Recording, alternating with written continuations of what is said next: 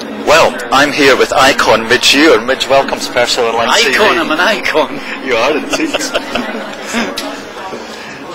Good, thank you.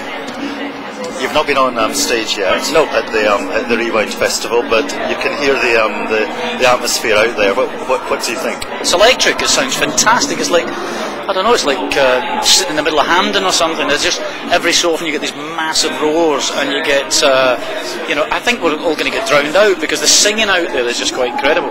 People know why they're here.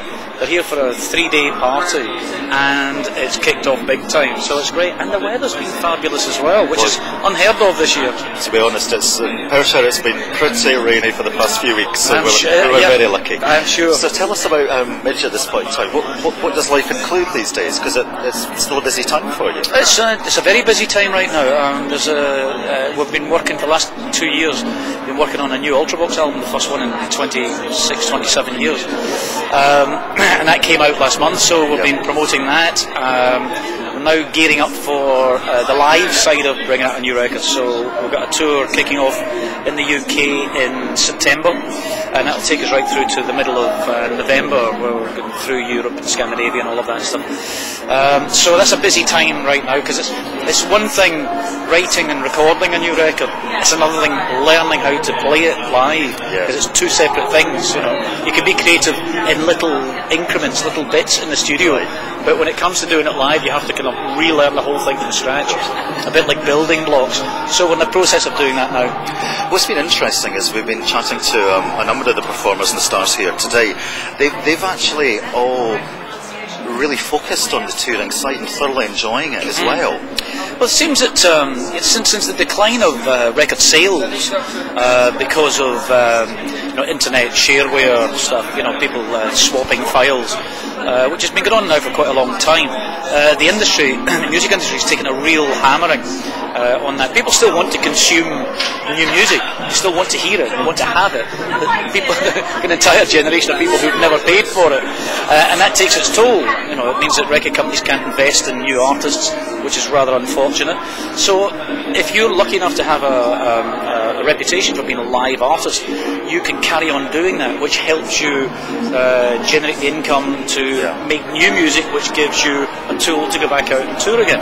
So touring is incredibly important, but for me, it's not something new. I mean, I've been touring, working live since I was 14, and that's a long time ago, I can tell you. So the idea of going out and getting off your backside and getting down and getting dirty with an audience is absolutely fine by me. I'm a guitarist first and foremost. I kind of cut my teeth playing all the scout halls and church halls and clubs and pubs and whatever you could, learning your trade, and I'm still learning it. So the idea of playing live to me is a bonus, really.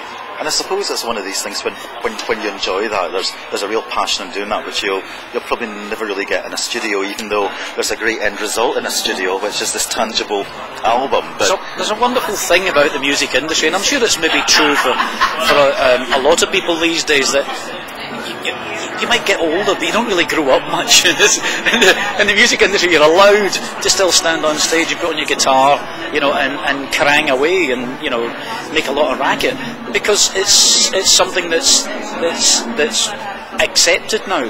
Whereas maybe 20, 30 years ago, you would have felt quite embarrassed about being in your mid to late 50s and still on stage doing your thing. But in every other genre of music,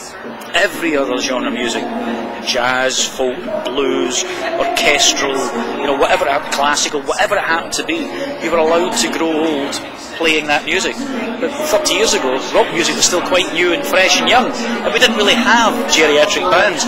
Now we have. Now we've got, the Rolling Stones and the Who and Paul McCartney and, all these guys out there still doing it, and it's now acceptable to do it because you don't get worse at it. Hopefully you get better at doing it. It's like any craft. The more you practice, the better you are. Exactly. And the only way to practice this stuff is to go out in front of an audience and do it. And get the reaction from them as well. Absolutely. And talking about reaction, how do you always find the Scottish audiences? Oh, easy. I mean, they're fantastic. I was saying to the guys earlier that when we did Live 8 here in Murrayfield, it rained. We didn't have the huge artists that London had a few days beforehand. You know, we didn't have the Madonnas and the Pink Floyds and all of that stuff.